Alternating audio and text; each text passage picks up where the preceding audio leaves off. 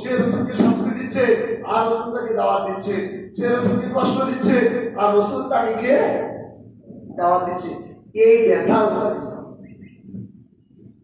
এই ব্যথা ওয়ারিস।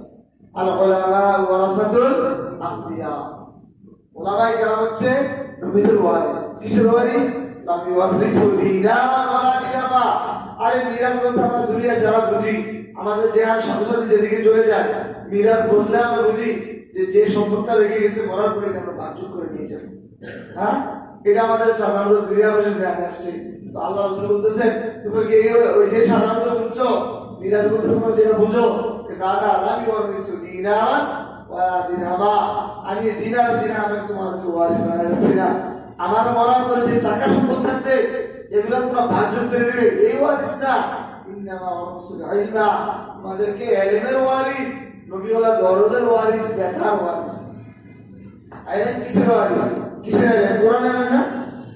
কোরআনে দেখলে আল্লাহকে বাক্য নাই, কি বলো? কোরআনে বলে আল্লাহকে বাক্য নেই, কোরআনে বলে ইন্না দীন আনজালাল ইসলাম নেই।